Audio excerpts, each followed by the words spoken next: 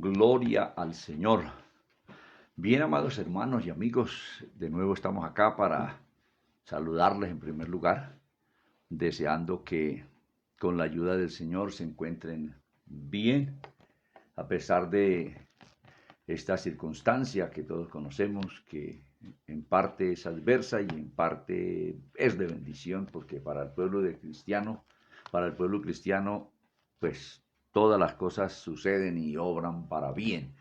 Que el Señor les bendiga, sobre todo, amados hermanos de la comunidad cristiana bíblica misionera, establecida aquí en la ciudad de Bogotá y en Kennedy, Casablanca. Que el Señor les bendiga.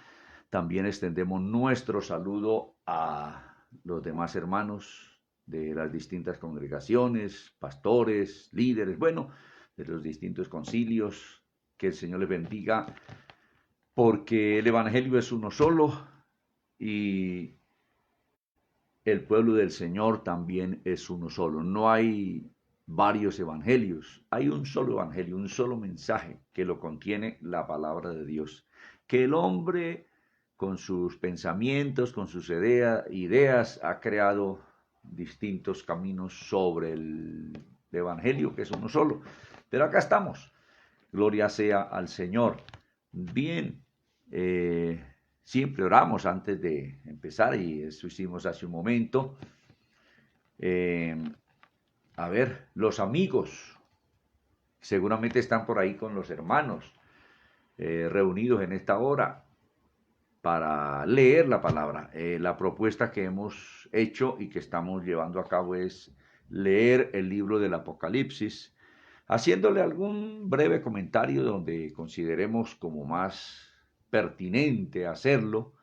Así que en esta tarea estamos estos días de cuarentena, gloria sea al Señor. Y hoy nos corresponde continuar con el capítulo 14 de este hermoso libro de Apocalipsis.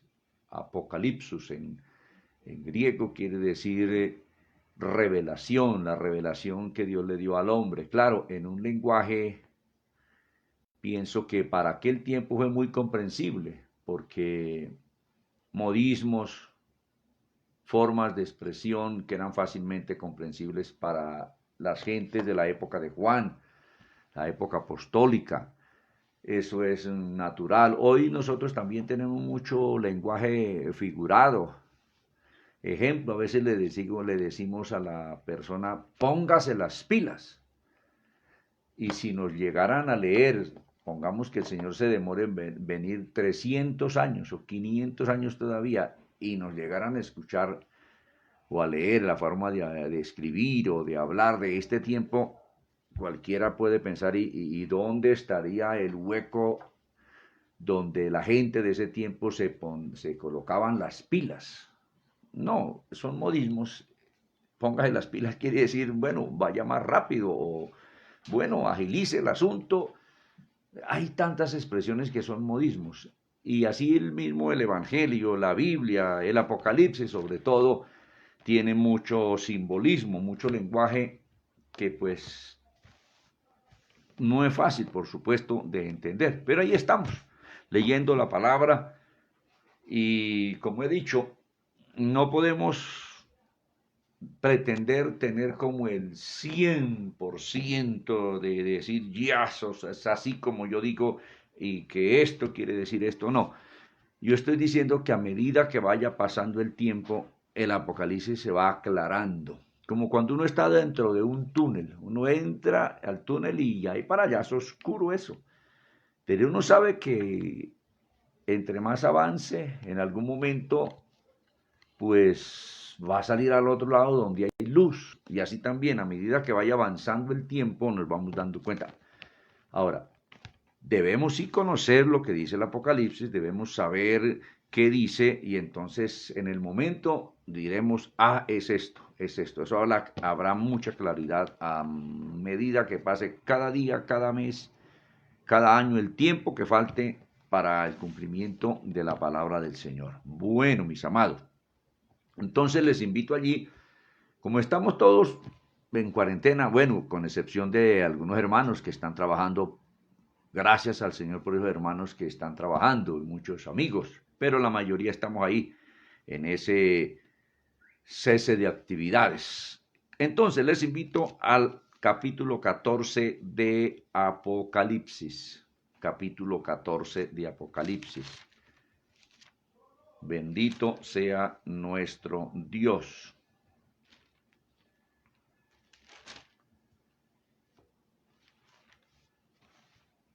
¿Listos? Bien. Allí hay un título que le han colocado. Recuerdo, esos títulos que aparecen por toda la Biblia, desde el Génesis hasta el Apocalipsis, no se los colocó ninguno de los escritores sagrados, ni Moisés ni Juan. Digo Moisés porque fue el escritor del Génesis y Juan el del Apocalipsis. Se los colocaron, bueno, mirando el contenido del texto, pero en muchas oportunidades a veces los títulos despistan al lector de pronto desprevenido un poco, sin conocer el contenido realmente de todo un texto. Dice entonces a partir del verso 1, voy a leer en esta oportunidad de corrido desde el verso 1 hasta el 5. Verso 1 al 5, voy a tomar esta tabla que tiene la letra ampliada del verso 1 hasta el 5. Tiene un título allí, decía yo del título, dice aquí el cántico de los 144,000. Dice así, verso 1, después miré y aquí el Cordero estaba en pie sobre el monte Sión y con él 144,000 que tenían el nombre de él y el de su padre escrito en la frente.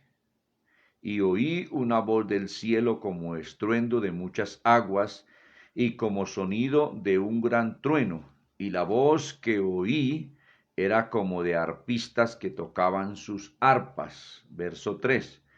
Y cantaban un cántico nuevo delante del trono y delante de los 4 seres vivientes y de los ancianos, aquellos 24 ancianos que siempre los encontramos allí, junto con los 4 seres vivientes delante del trono y delante de Dios. Dice, y de los ancianos, y nadie podía aprender el cántico sino aquellos 144,000 que fueron redimidos de entre los de la tierra. Estos son los que no se contaminaron con mujeres, pues son vírgenes. Estos son los que siguen al Cordero por donde quiera que va. Estos fueron redimidos de entre los hombres como primicias para Dios y para el Cordero, y en sus bocas no fue hallada mentira, pues son sin mancha delante del trono de Dios. Bueno, hay muchos comentaristas y pues digo que cada quien es libre de comentar. Y por supuesto que toda persona que comenta y comparte algo, pues pienso lo hace con la mejor intención. De pronto nos equivoquemos.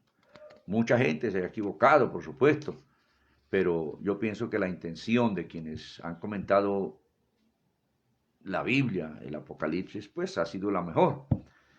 Bueno, algunos dicen que estos son otros 144,000, no, que no son los 144,000 sellados de las 12 tribus, 12,000 de cada tribu que nos narra el capítulo 7 de Apocalipsis, que estos son otro grupo, 144,000 sellados. Bueno, como sea, aparecen estos 144,000 sellados con el Señor Jesucristo, con el Cordero de Dios sobre el monte de Sión. Sean los 144,000 sellados de las 12 tribus, 12,000 de cada una de ellas. Para mí yo pienso que son ellos. Entonces, aquí dice algo especial que vamos a ir de nuevo sobre el texto. Entonces en el verso 1 dice, después miré y aquí el Cordero estaba en pie sobre el monte Sión. Sobre el monte Sión. Ahora, el monte Sión es muy mencionado en toda la Biblia. Casi no hay libro que no contenga la mención acerca del monte Sión. El monte Sión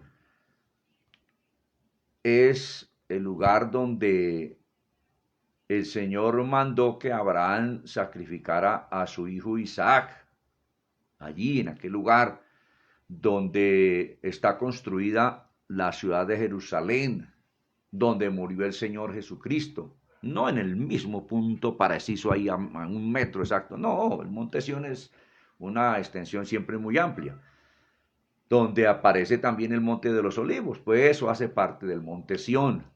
Jerusalén tiene muchas montañas alrededor, como dice el Salmo 135, si no estoy equivocado, como Jerusalén tiene montes alrededor de ella. Claro, ahí el monte central, el monte donde se construyó el primer templo que, bueno, ¿quién construiría el primer templo? En algún momento le pregunté a alguien, oiga, ¿usted sabe cuántas veces iba David a orar al templo? ¿Cuántas veces iba David a orar al templo? Y me dijo, él iba 3 veces al día a orar al templo. Y yo le dije, ¿sabe que David no fue ninguna vez a orar al templo? Y ¿cómo así que usted va a salir con esa herejía? Le dije, no, David no fue ningún día a adorar a Dios al templo. Porque es que cuando David se murió, todavía no se había colocado la primer piedra del templo. El primer templo lo hizo Salomón. Entonces, ¿cómo iba a ir David 3 veces al templo a orar si no estaba hecho? El que hizo el primer templo fue Salomón, después de que murió David. David sí alistó toda la madera de cedro que la hizo traer de Líbano en parte, y de pronto de Salomón también. Los del Líbano le ayudaron. David alistó el oro, la plata, hasta muchas piedras de cantería, pero David no hizo el templo, ni en los días de David hubo templo, y se murió David y no se había iniciado la construcción del templo. Entonces, ese hermano al principio ¿cómo se le ocurre que usted? Le dije, hermano, leamos bien la Biblia. Y después dijo, oiga, y sí, varón. Y entonces yo, porque pensaba que David iba 3 veces al templo a adorar a Dios, le dije, pues, equivocado, porque eso se nos ha dicho muchas veces, hasta en predicaciones, en mensajes. Entonces, hay muchas cosas en la palabra del Señor. Entonces, en este primer texto está diciendo, después miré y aquí el Cordero estaba en pie sobre el monte Sión. Estamos comentando acerca del monte Sión.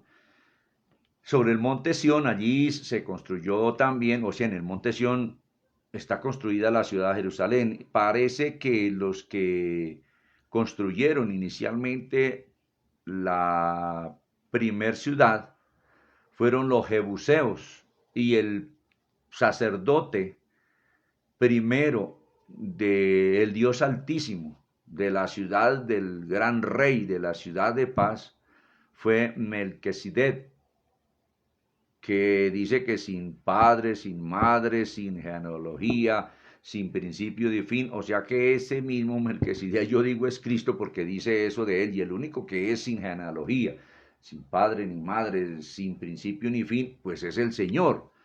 Eso dice la Biblia. Después miraremos en una oportunidad acerca de ese tema también. Entonces allí estaba Melquisedec cuando Abraham regresó de rescatar a su sobrino Lot, rescatar mucha gente de las ciudades que estaban en el Valle de la Sal, de Sodoma y Gomorra, de toda esta gente, y dice que Melquisedec salió a recibir a Abraham y le dio pan y vino.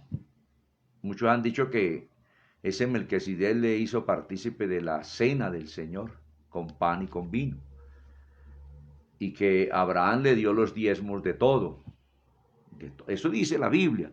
Allí eso sucedió en lo que es Jerusalén. Antes se llamaba Jebús, esa ciudad, después pasó a llamarse Jerusalén, y ahí habitaban los jebuseos, en lo que hoy es Sión. Dios tiene misterios, no se sabe exactamente quién fue el fundador de la ciudad de Jerusalén, porque David no fundó a Jerusalén, ni el pueblo judío, ya estaba ahí, y dice que ahí estaba Melquisedec, sacerdote del Dios Altísimo, y que esa ciudad es la ciudad de paz.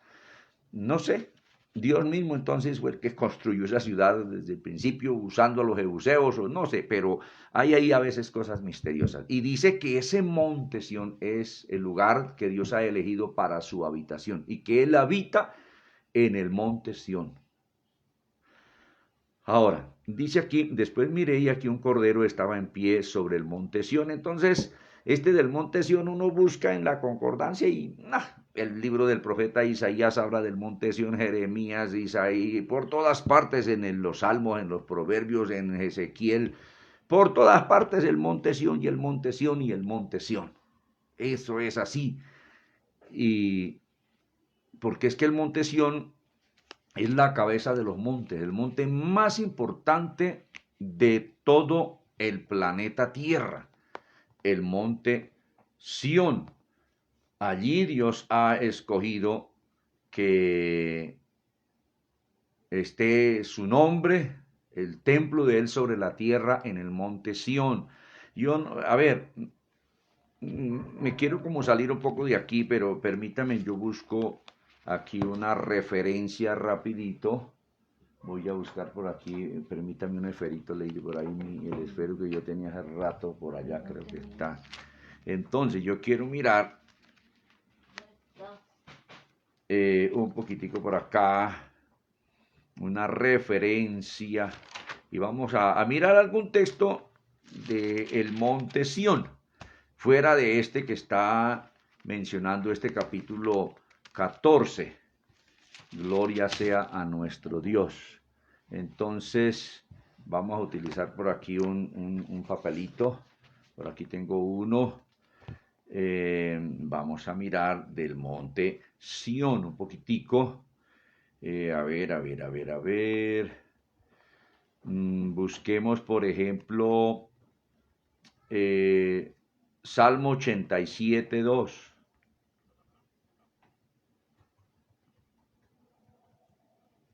Salmo 87, 2. Estoy mirando aquí la concordancia.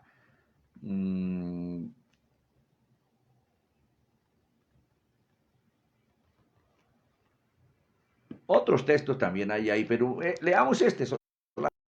Salmo, repito, 87, 2. Como para citar una referencia. A ver, Salmo 87, 2. Vamos a ver qué nos dice la palabra del Señor allí. Dice el Salmo 87, dice así: su cimiento está en el monte santo. Dice: ama Jehová las puertas de Sión, más que todas las moradas de Jacob. Cosas gloriosas se han dicho de ti, ciudad de Dios. Yo me acordaré desde Rahab y de Babilonia entre los que me conocen. He aquí Filistea y Tiro son Etiopía. Esta nació allí. Se dirá, bueno, en el 5, y de Sión se dirá, este y aquel han nacido en ella. Y el Altísimo mismo la establecerá. Jehová contará al escribir a los pueblos, este nació allí. Entonces, mire, el monte Sión es un lugar que Dios ha elegido como su lugar de morada. Bueno, es por decir algo acerca de este monte Sión. Eso es muchos los textos que tomé simplemente, que se citan acerca del monte Sión. Entonces, hay cánticos y a veces la iglesia, es decir, el pueblo del Señor canta y cantamos como cuando recién me convertí yo, pues yo no conocía del monte de Sión y hay un cántico que a mí me parecía que decían una cosa fea. Yo escuchaba decir como la lora de Sión, pero ¿qué será que canta esta gente? Y no era como la lora de Sión, era oh moradora de Sión. Hablando de Israel, hablando de la nación de Dios, del pueblo de Sión. Y hay gente que canta bien, oh moradora de Sión. ¿Qué será eso de Sión? No, Sión es el monte donde está construida la ciudad de Jerusalén. Bueno, volvemos allí a Apocalipsis 14. Era por comentar algo acerca del monte de Dios, por decir así. Entonces dice, después, a ver si ubicamos otra vez aquí qué pasó con esto. Ya, nos sale aquí, listo. Dice aquí, Después miré y aquí el Cordero estaba en pie sobre el monte Sión. Note la visión que está teniendo Juan. A veces pensamos que el monte Sión es una imagen por allá celestial, quién sabe dónde, más allá del universo. No, eso es aquí sobre la tierra. Yo he venido diciendo que el escenario donde se desarrolla el relato del Apocalipsis es en el espacio de esta tierra, en el cielo de esta tierra y en la tierra, aquí sobre la superficie de la tierra y en el espacio aquí de esta tierra. No es por allá en otra galaxia ni en otro sistema solar, por decir así, es aquí.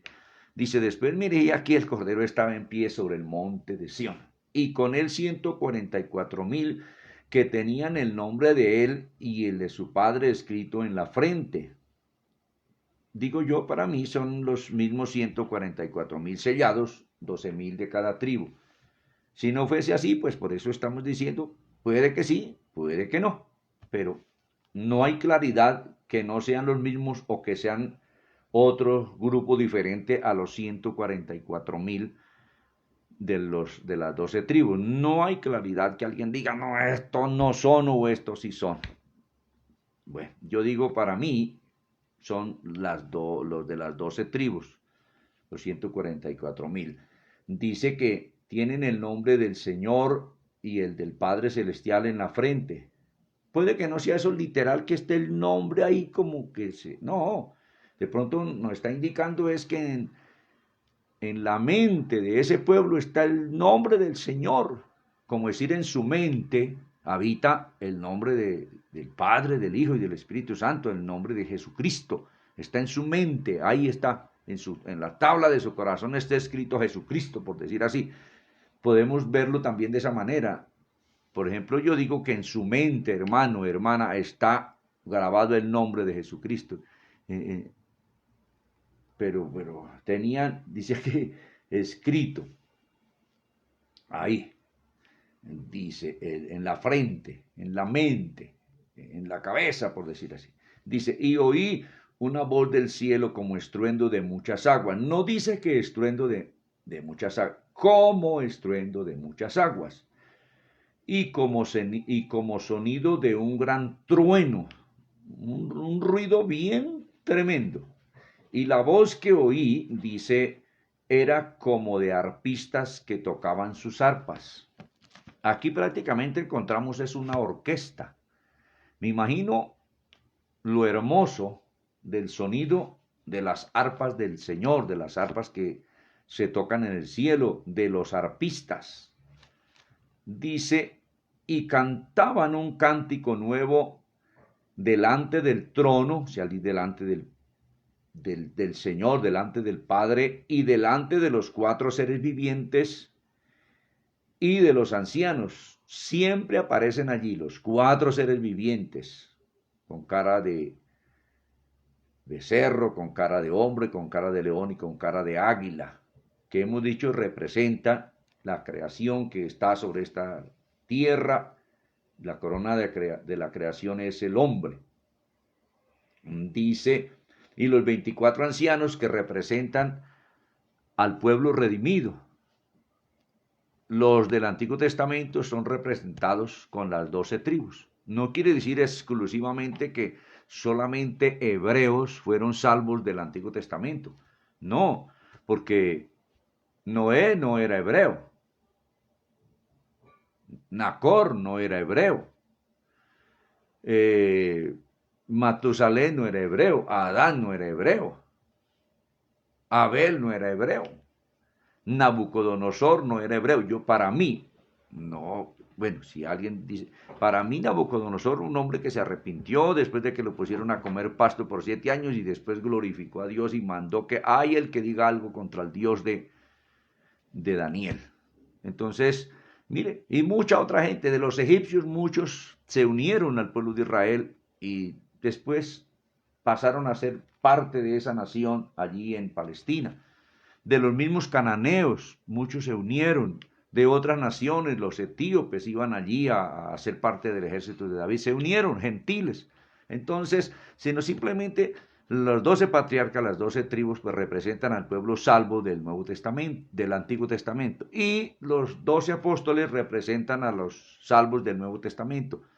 Y los 12 apóstoles todos eran hebreos también, ninguno gentil, pero nos representan tanto a los hebreos salvos del Nuevo Testamento y a los gentiles salvos del Nuevo Testamento.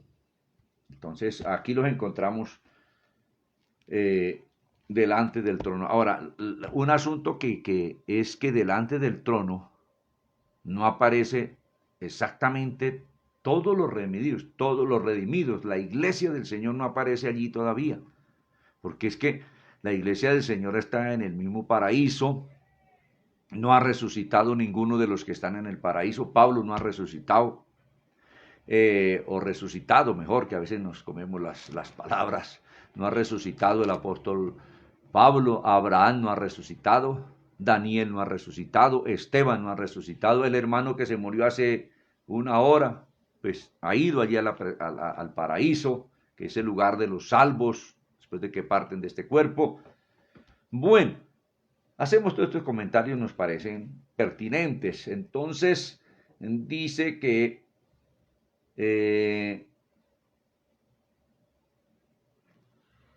los 4 seres vivientes, los 24 ancianos, están allí.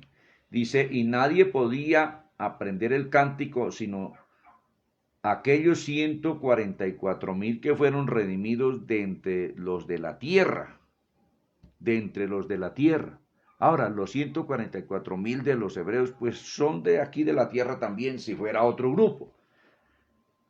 Aquí pareciera que da a entender que no hace parte de los 12,000 sellados. Bueno, como sea, digo, aquí no hay una claridad realmente que diga son otros o son los mismos o bueno, pero son los 144,000 sellados que aquí presenta en este capítulo. Dice que fueron redimidos de entre los de la tierra.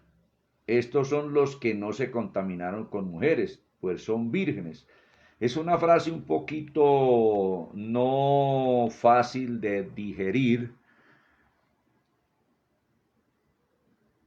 Pareciera indicar hombres que nunca tuvieron relaciones sexuales con alguna mujer, pero habría un choque doctrinal en el sentido de que relaciones sexuales entonces dentro del matrimonio sería una contaminación.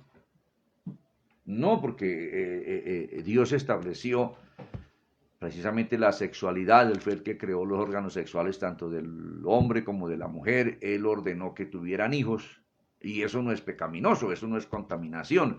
Entonces no es en ese sentido de pronto exactamente, porque si fuera así, entonces la vida marital de los esposos legalmente constituidos delante de Dios sería una contaminación. Eso sería pecaminoso y eso no, porque para Dios es un asunto santo y sagrado también, porque Dios estableció la perpetuidad de la raza humana aquí sobre la tierra a través de esa relación de una pareja de esposos.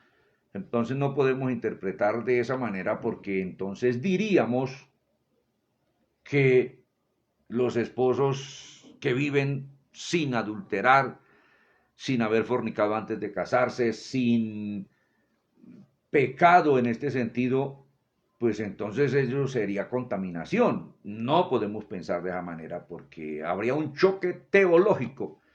Aquí es gente que fue santa de verdad, casados, porque, y que no fueron gente derecha como un Job, gente como, bueno, hasta como un Cornelio, porque ese era un hombre temeroso de Dios y y que habla la palabra. Job testifica, digo, Dios testifica de Job, algo maravilloso. Dice entonces el verso 4 en este texto que, digo, no es fácil de interpretar. Para mí es así como estoy expresando. Puede que para otro indique otra parte, otro asunto, pues también vale la interpretación que pueda tener esa persona. Dice, estos son los que no se contaminaron con mujeres, pues son vírgenes. Si fuera esposos legalmente constituidos y que no pecan, entonces el matrimonio sería contaminación y eso no es así porque la Biblia no lo enseña que eso sea contaminación. Dice, estos son los que siguen al Cordero por donde quiera que va. Estos fueron redimidos de entre los hombres como primicias para Dios y para el Cordero. De nuevo hace diferencia aquí entre Dios y el Cordero, que es Jesucristo. O sea que el Padre como Dios es una persona y el Cordero como el Redentor de los hombres es una persona también.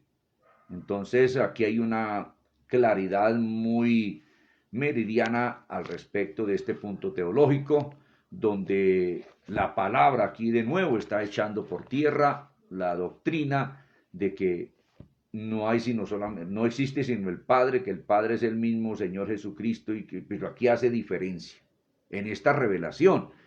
Y Dios no miente, Dios no nos engaña, Dios no. Y como decimos, que día alguien que me preguntaba al respecto, le dije, pues vaya, lea el Evangelio de San Juan, bien, desde la primera parte hasta la última, y hágame un favor y saque todas las citas de ese Evangelio donde Cristo hable de su Padre, que vino de él y que oró al Padre y todo.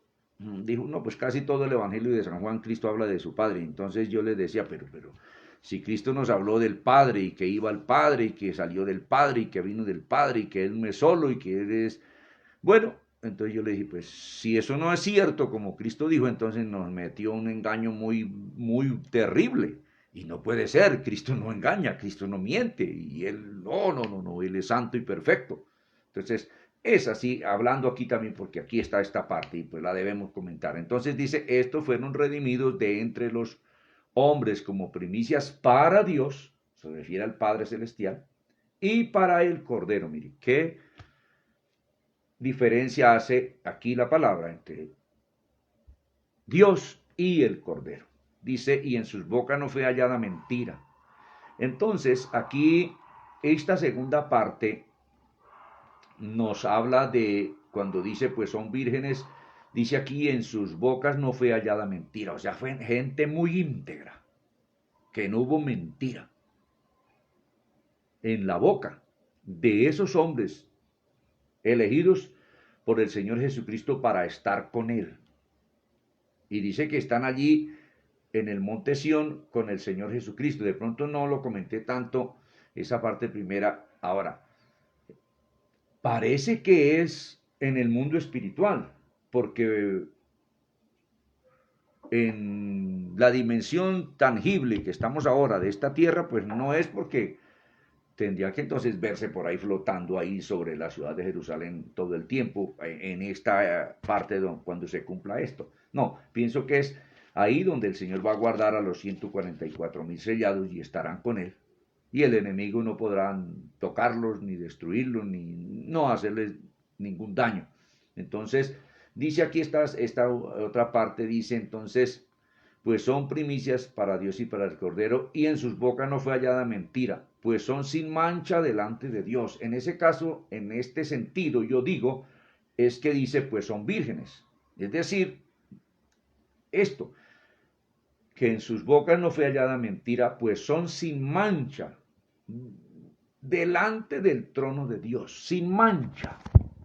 Si nos examinamos nosotros de la vida inconversa que tuvimos, ahora, claro, Cristo nos limpia con su preciosa sangre y resultamos sin mancha, pero así como se expresa aquí, que uno dice, no, esta gente fueron íntegros desde que nacieron, luego fueron formados en la palabra y siguieron al Señor rectamente, pienso que de esos Dios tiene mucho sobre la tierra, como le dijo el Señor al mismo profeta Elías, porque él sí pensaba que era el único profeta que había quedado sobre la tierra y que ya lo iban a matar y que mejor quíteme la vida, Señor, allí debajo de aquel enebro.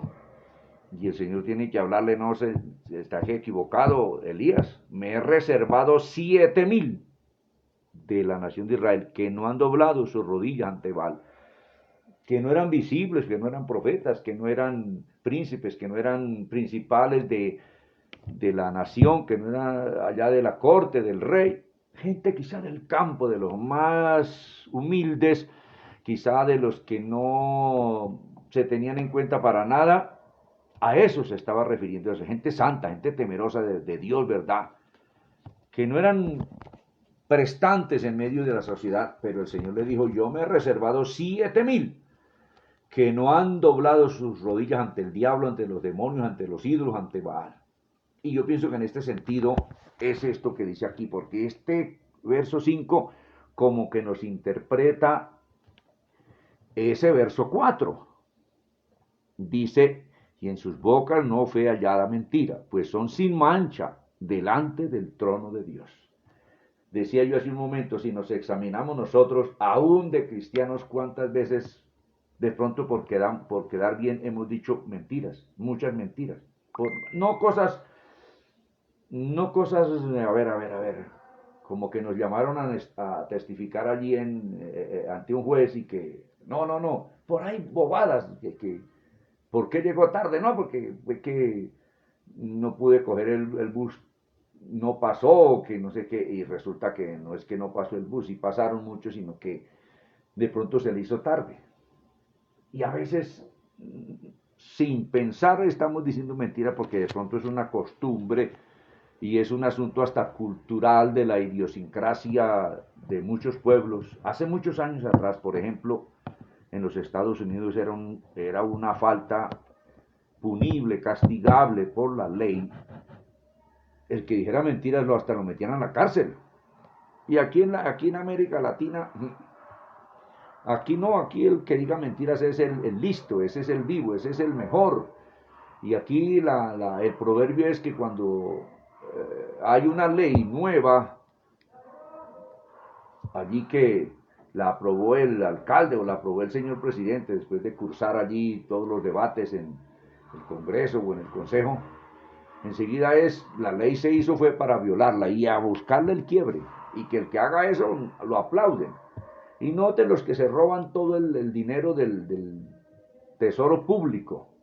Esa gente casi son aplaudidos. Bueno, últimamente los han metido por ahí a la cárcel, si es que los han metido, porque entonces la mayoría de esos no, y los aplauden ¿cómo? Se robó 10,000 millones, le ponen una multa de 2,000 millones, le quedan 8,000 y le dan casa por cárcel por unos 3 años y dice que porque no sé qué y que si es buena conducta y que porque estudió es carcelable y se ríen de lo bonito, se ríen de la ley y del pueblo y ellos allí se reparten los 8,000 millones, le dan uno al juez y otros aquí y allá y ya, eso se arregló. Se ríen, eso es una cosa tremenda y están mintiendo y esa filosofía la tiene impregnada el pueblo latino. Eso es el pueblo latino. Y aún en medio del pueblo cristiano venimos como con esa mala sangre, con esa mala raíz, con esa mala marca, con ese mal carácter que se nos metió ahí. Claro, ya cuando venimos a Cristo orando uno se da cuenta y ya no andamos mintiendo por ahí, ya no andamos haciendo chanchullos, ya no hacemos eso. Los que de veras, por la gracia y la misericordia de Dios, hemos nacido de nuevo. Pero encontrar hombres, así como lo está describiendo aquí la palabra del Señor, no, eso solo Dios es el que lo sabe. Porque uno puede decir, uy, ese pastor, vean, una belleza de pastor, eso es la imagen ahí que se ve. Pero vaya a ver, Dios es el único que conoce tal hermanito, tal hermanita, tal joven, tal muchacha, tal muchacho. Una calidad, solo Dios es el que da ese veredicto, ese calificativo, y es el que define todas las cosas. Dios es quien define todas las cosas. Entonces, aquí hay unas partes que son como, pues, no tan fáciles de digerir. Pero encontramos al Señor allí sobre el monte de Sión con los 144,000 sellados. Eso es en el mundo espiritual, en la otra dimensión. Y esto sucede en el tiempo de los 42 meses. Otra cosa, como encontramos en este orden, así para allá, eso no es un orden cronológico, porque encontramos la gran ramera aquí al principio del capítulo 13 la bestia, y después la misma bestia como con otra cara más adelante, y después más adelante, y después la gran ramera que ha dado de beber de su vino de fornicación a toda la nación, la encontramos en el capítulo 17, en el capítulo 14, y por aquí en otras partes en el capítulo 18. Pero otra. No, es que Juan no podía escribir todo el tiempo de esas situaciones. Entonces todo esto se va dando es casi a la par. Un asunto aquí, otro aquí, otro aquí, otro aquí, otro aquí, otro aquí, pero en ese tiempo de 42 meses es que se da todo este relato. No es así en ese orden, que primero esto, que después esto, que después esto, que después esto. No, así no es el asunto. Bueno, entonces vamos a continuar. Ya hemos comentado de esto acá, hasta el verso 5. Ahora dice, en el verso 6 le colocaron un título también que dice así: el mensaje de los tres ángeles. Tres ángeles predicadores. No sé si lo van a hacer por toda la tierra, dándole vueltas a este planeta de nación en nación. Bueno, tres ángeles. El 3 es el número de Dios también, que habla de la Trinidad de Dios. Leamos. Dice así en el verso 6, nos quedan 15 minutos, empezamos como 2 minutos tarde, nos podemos pasar ahí, porque hemos propuesto no irnos más allá de 1 hora, porque no es fácil sentarse uno a oír a otra persona y hablar, no es fácil, pero el que está interesado, pues le gusta, como me han expresado muchos hermanos. Verso 6 dice: vi volar por en medio del cielo a otro ángel que tenía el evangelio eterno para predicarlo a los moradores de la tierra y a toda nación, tribu, lengua y pueblo. Dice así, diciendo a gran voz: temed a Dios y dadle gloria, porque la hora de su juicio ha llegado. Este es un texto que se ha constituido en un cántico y muy hermoso en medio de la iglesia del Señor, de las congregaciones del Señor. Se canta esta porción de la palabra. Dice: y dale gloria porque la hora de su juicio ha llegado. Y adorad a aquel que hizo el cielo y la tierra, el mar y las fuentes de las aguas. Dice, otro ángel le siguió diciendo: ha caído Babilonia, la gran ciudad, porque ha hecho beber a todas las naciones del vino de su fornicación. Fornicación es una palabra del griego porneía, prostitución, que califica pues a la prostitución de un joven que se va a fornicar, y también califica la idolatría en la Biblia. En el Antiguo Testamento la fornicación es una palabra que la utilizan los profetas para calificar el asunto de la idolatría, porque Dios llamó a una nación solamente que lo adorara a Él, y llama prostitución y fornicación que se van en pos de los ídolos, debajo de todo árbol frondoso y en las montañas adorando los ídolos. En algún sentido están en prostitución, han prostituido la adoración que le corresponde única y exclusivamente a Dios, y han ido a adorar al diablo, a los demonios. Es una prostitución muy terrible.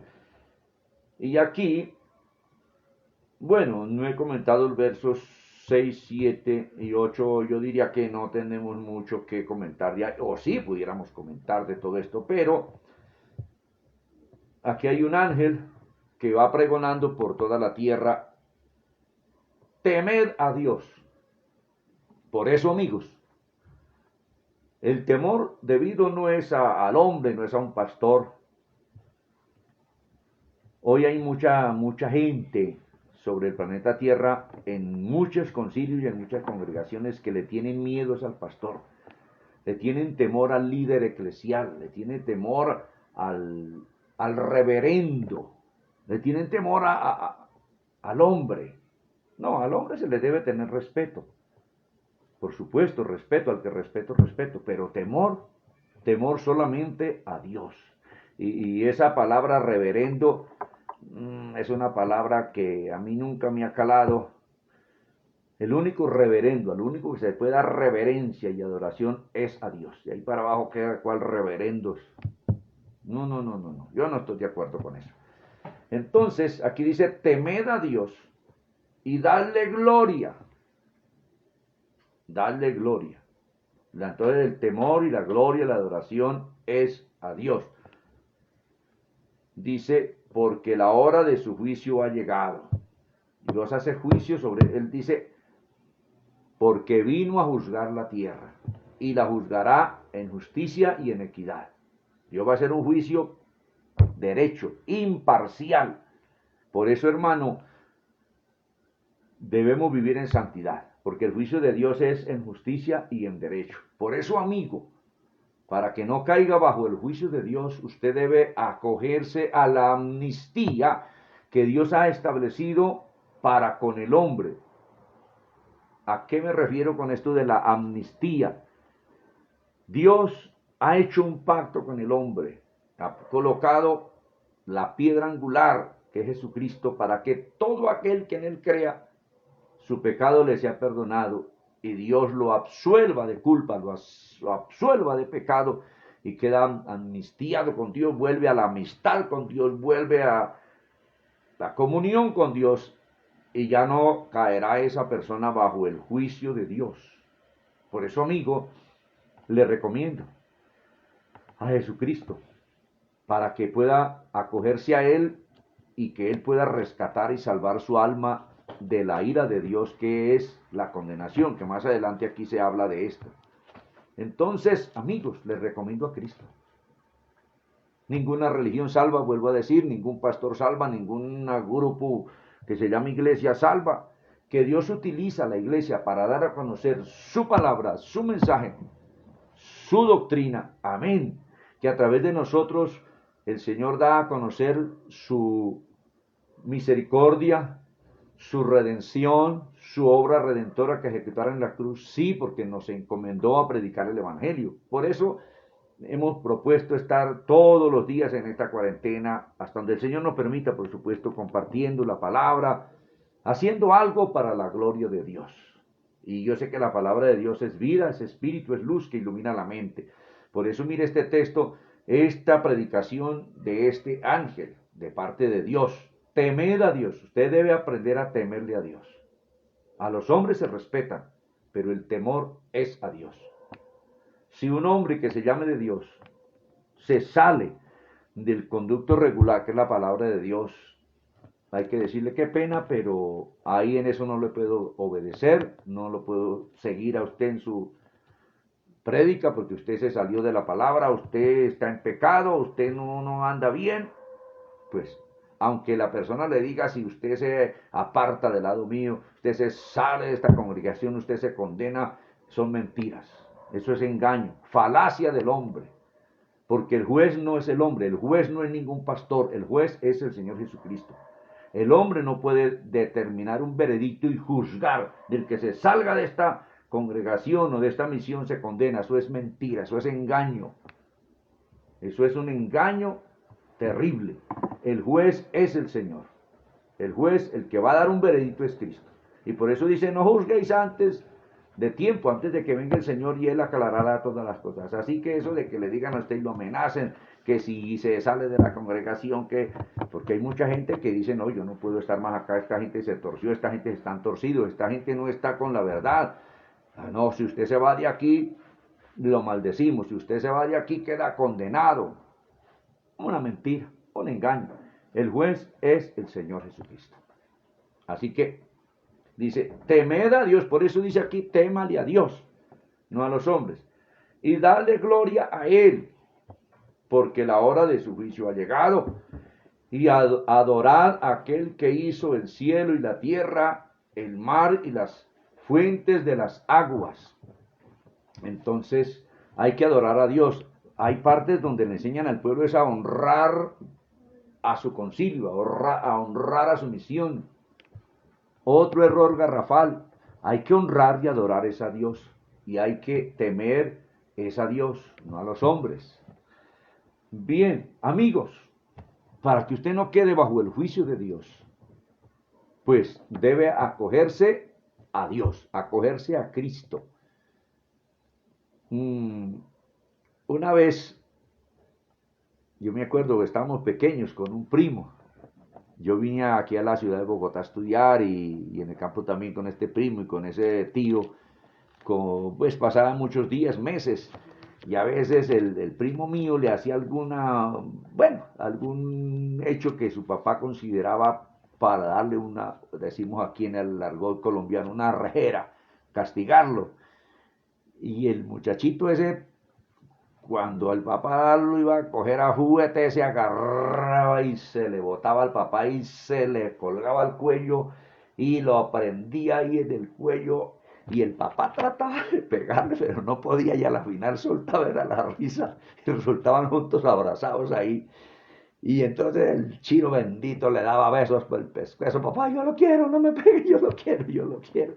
Y el anciano soltaba la risa, y que ella a la final no lo castigaba, no le pegaba, porque se le había colgado al cuello. El muchacho nunca le salía corriendo. Ese, cuando el papá se le venía a castigarlo, se le tiraba en carrera y pegaba el brinco y al cuello y quedaba colgando. Y ahí colgando, pues el papá no le quería pegar contra él mismo y no podía.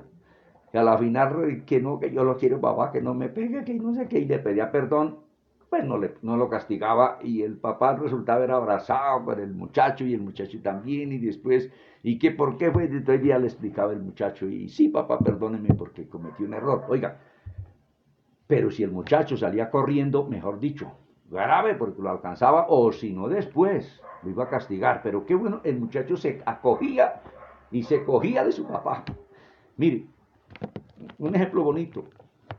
Hay gente que no quiere buscar a Dios y salen huyendo, ¿no? Yo no, si me arrepiento y me convierto a Cristo, yo tengo que dejar la embriaguez que me gusta tanto, que tengo que dejar la sucursal, siendo casada o casado, otra persona ajena a su cónyuge.